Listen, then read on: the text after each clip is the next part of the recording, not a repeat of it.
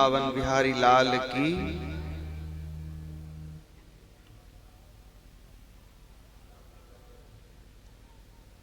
श्रीमद् भागवत के रूप में विराजमान स्वयं आनंद कंद भगवान श्री कृष्ण और वेद व्यास जी के रूप में विराजमान स्वामी जी महाराज, इनके चरणों में कोटि कोटि वंदन है। पुराणों में ऐसा वर्णन आया है कि भगवान जो है कथा के माध्यम से आपके कानों के रास्ते से आपके हृदय में प्रवेश करते हैं। अब कान सुन रहे हैं, मन कहीं और है, तो भगवान जाएंगे कहां पर? भगवान उसके हृदय में प्रवेश करते हैं जो एकाग्र चित्त होकर के भगवान की कथा का श्रवण करता है। ये जो मन है और जो श्रवणेंद्रियां हैं, इनका आपस में समन्वय होना परमावश्यक है।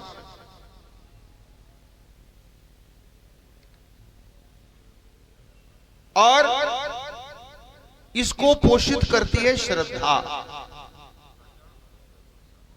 श्रद्धावान लभते ज्ञानम। ज्ञान प्राप्ति का एकमात्र साधन है श्रद्धा।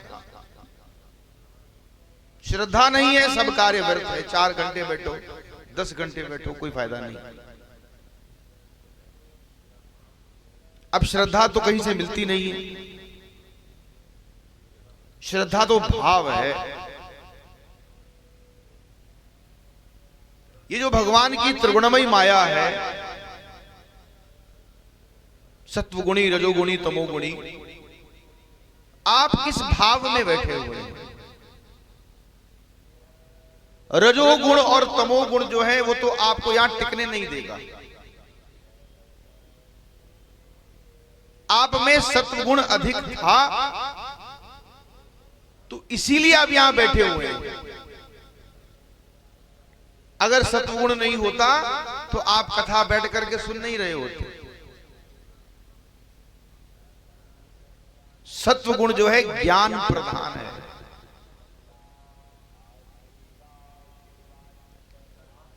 भगवत गीता में मुख्य बात क्या है? हम कहते हैं आत्मचिंतन, आत्मचिंतन।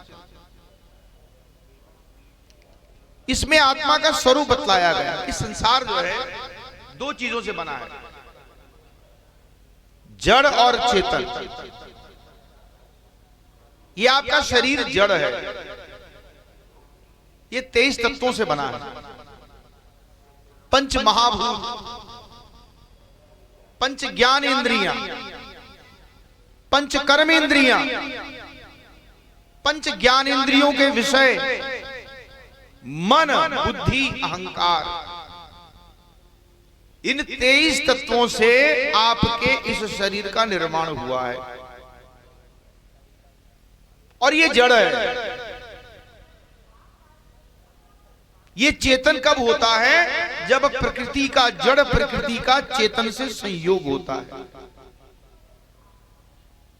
जब इस शरीर में आत्मा प्रवेश करती है तब ये जड़वत शरीर जो है चैतन्य बन जाता है। ये देखने लगता है, ये सुनने लगता है, ये बोलने लगता है। और जब आत्मा निकल गई, ना ये बोलता है, ना ये सुनता है। इसको हिलाओ तो हिलता भी नहीं। तो सत्ता किसकी थी? सत्ता थी आत्मा की, जिसको आपने इस जीवन में जाना नहीं, समझा नहीं। और इस आत्मा के ज्ञान को ही ब्रह्म ज्ञान कहते हैं। और यही अध्यात्म ज्ञान है और यही तत्व ज्ञान है। महाराज जी बता रहे थे बहुत सुंदर, हम शरीर को इतना अधिमान देते हैं और आत्मा को भूल जाते हैं। जो चीज नश्वर है उसका हमको ध्यान है और जो अनश्वर है उसका ध्यान। अब जो चीज दिखती है उसका तो ध्यान हो सकता है, जो दिखता नहीं उसका ध्यान कैसे करें? जो दिखता नहीं उसका ध्यान कैसे करें? अब वायु तो दिखती नहीं है, लेकिन जब ठंडी ठंडी हवा आपको लगती है तो उसकी अनुभूति होती है। जब आपकी मन और बुद्धि इंद्रियों से अतीत हो जाती है तब आपको उस आत्मा का तत्व का ज्ञान होता है। और बड़ा सरल और सुंदर भगवान ने भाव बतलाया है। देखिए हमारे भगवत गीता उपनिषद भी है, इसको क्या कहते हैं? उपनिषद। और उन उपनिषदों में एक श्लोक जो है वो सामान्य रूप से कठोपनिषद, ईशावास्योपनिषद सब में है। वो कौन सा है? इस आत्मा के बारे में। न जायते म्रियते व कदाचिन, ना तो इस आत्मा का जन्म होता है और ना ही इसका मरण होता है। न जायते म्रियते व कदाचिन नायम भूत्वा भविता न भूय। यह आत्मा कोई उत्पन्न होने वाली वस्तु नहीं है कि जब आप माता के गर्भ में आए तब आए, पहले थे ही नहीं। आप पहले भी थे, आज भी हैं और आगे भी। अजो नित्य, ये सदा रहने वाली है। शाश्वतोयम पुराणो, ये शाश्वत है। ना हन्यते हन्य माने शरीरे, शरीर के नाश होने पर भी इस आत्मा का नाश नहीं होता। यही आत्मा है। और ये आत्मा कहां से आई? हम कहां से आए? अब इतना समय नहीं आपको बतलाने के लिए। भगवत गीता के 10वें अध्याय में भगवान कहते हैं कि वो आत्मा क्या है? अहम आत्मा गुड़ाकेश सर्वभूताशय स्थित। भगवान कृष्ण कहते हैं कि सब भूत प्राणियों में स्थित जो आत्मा है वो मैं हूं। अहम आत्मा गुड़ाकेश, मैं आत्मा हूं सबकी, सब भूत प्राणियों में स्थित, सर्वभूता स्थित। और 15वें अध्याय में क्या कहते हैं? ममैवांशो जीवलोके जीवभूत सनातन। इस जीवलोक में जीवात्मा मेरा सनातन अंश है। तो आप किसके अंश हुए? आप किसके अंश हुए? भगवान कृष्ण के। आपको अपने मूल का ज्ञान हो गया, आप कहां से आए। जब आपको इतना पता चल गया आप कहां से आए तो ध्यान लगेगा कि नहीं लगेगा? जब भगवान आनंद कंद आपके सामने होंगे तो आपके मन में यह भाव होगा कि आपके सर्वस्व। इसलिए जब भगवान की ओर से आपका ध्यान हट करके सांसारिक विषयों में जाता है तो वो भटकता रहता है। केवल और केवल जब भगवान कृष्ण में आप अपना ध्यान केंद्रित करोगे तो आपका भटकना, आपके मन का भटकना बंद हो जाएगा। तो भगवत गीता में बहुत कुछ है, अब इतना समय नहीं, हमारी ट्रेन भी है। तो मेरा आपसे आग्रह है, आप सब अपने घरों में ठाकुर सेवा तो करते होंगे, नित्य भोग लगाते हैं, उनको उठाते हैं, जगाते हैं। तो हमें कई बार सेवा अपराध हो जाता है। भोग लगा नहीं लगा, उठाया नहीं उठाया। उसका एकमात्र उपाय है कि आप भगवान को भगवत गीता सुनाओ। आप भगवान को तो उससे क्या होगा कि भगवत सेवा के रूप में जो अगर कोई अपराध होता है वो अपराध स्वतः ही समाप्त हो जाएगा। भगवान नवम अध्याय में कहते हैं अपि चेत्सु दुराचारो भजते मामन्य भाग साधुरेव समन्तव्य। अगर कोई दुराचारी से भी दुराचारी व्यक्ति मेरा भजन करता है साधुरेव समन्तव्य, वो साधु मानने योग्य है। क्षिप्रम भवति धर्मात्मा शाश्वत शांतिम निगच्छति कौन्तेय प्रतिजानी न मे भक्तः प्रणश्यति। मेरा भक्त कभी नष्ट नहीं होता। कितनी बड़ी बात कि भगवान का भक्त जो है कभी नष्ट। हमें किस चीज का भय है? प्राण छूटेंगे। अब इतने नरकों का वर्णन कर दिया, इतने लोगों का वर्णन कर दिया। 7 लोग ऊपर हैं, 7 लोग नीचे हैं। अब एक कथा थी, मैं सुनानी थी, समय नहीं है। अब ब्रह्मा जी का भी लोग सुन लो। आ ब्रह्म भुवनाल लोका पुनरावर्तिनो अर्जुन। ब्रह्मलोक तक जितने लोग हैं सब पुनरावर्ती स्वभाव वाले हैं। उनका एक ना एक दिन अंत निश्चित है। आप ब्रह्मलोक तक भी चले जाओगे, वहां से भी आपको संसार में वापस आना पड़ेगा। ये शाश्वत लोक नहीं है। पुराणों में केवल 3 लोक शाश्वत हैं। कौन कौन से? पहला है वैकुंठ लोक, दूसरा है शिवलोक और तीसरा है गोलोक। अब आप सोचो कि आपको किसकी प्राप्ति करनी है? शाश्वत धाम की प्राप्ति करनी है या पुनः इस नश्वर संसार में आना है? अगर ये चीज लेकर के जाओगे तो आपका प्रयाग में आना सफल, वरना संसार तो है ही। ठीक है ना? तो मैं और प्रयाग की एक बहुत बड़ी आपको बता रहा हूं मैं महाराज जी की आज्ञा से। ये जो आप रामलला का मंदिर देख रहे हैं, आज कलिकाल में ये प्रयाग जी की देन है। मालूम है कैसे?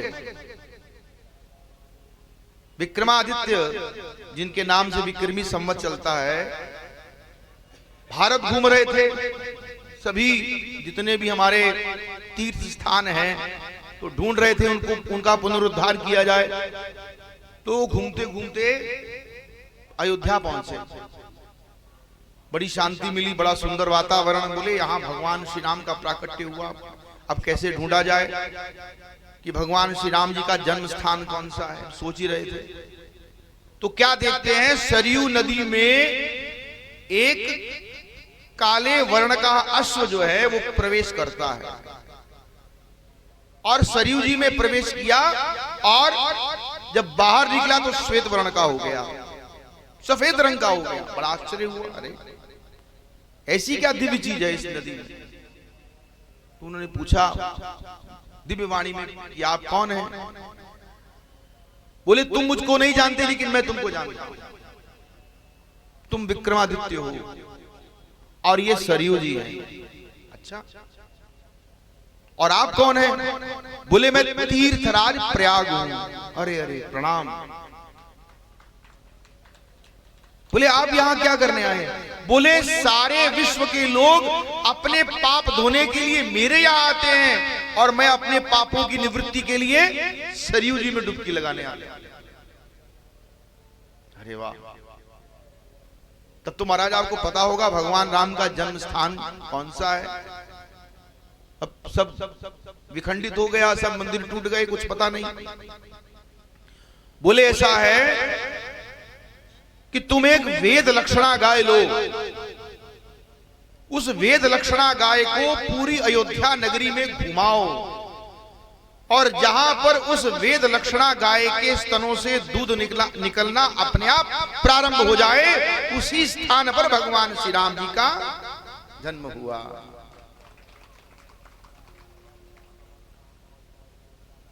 तो उनके कहने के अनुसार विक्रमादित्य जी ने वेद लक्षणा को पूरे अयोध्या नगरी में घुमाया और जिस स्थान पर वेद लक्षणा गाय के स्तनों से दूध निकला वहीं पर भगवान श्री राम जी का जन्म हुआ। ऐसा स्थान पा करके वहां पर भव्य मंदिर का निर्माण हुआ और वो विखंडित हुआ।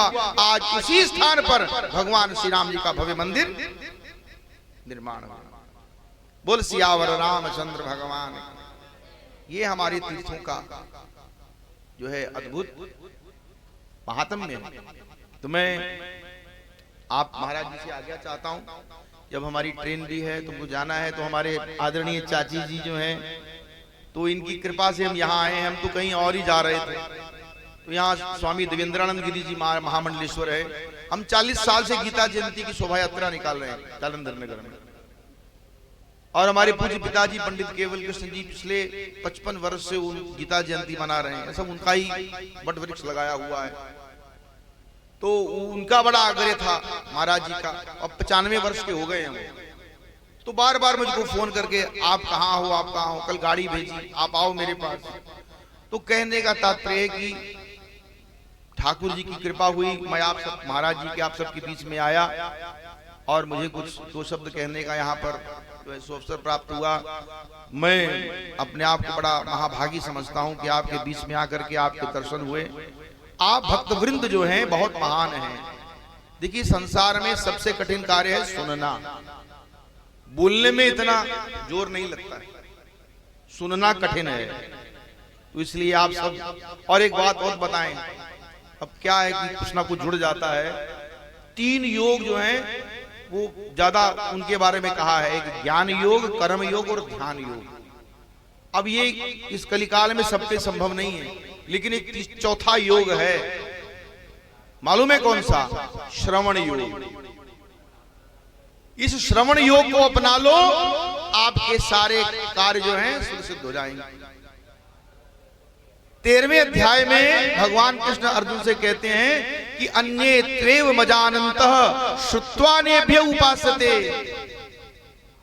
कुछ मेरे ऐसे भक्त हैं जो केवल सुन करके ही तदनुसार उपासना करते हैं। ते अपि चाति त्रन्त्येव मृत्युम श्रुति परायणा। ऐसे श्रुति परायण लोग भी इस संसार से तर जाते हैं। तो जिसने सुनने की आदत डाल ली उसका ज्ञान योग, कर्म योग, ध्यान योग, तीनों योग हो गए। तो बड़े भागी आप महाराज जी कथा सुन रहे हैं। तो इन्हीं शब्दों के साथ मुझे आज्ञा दे।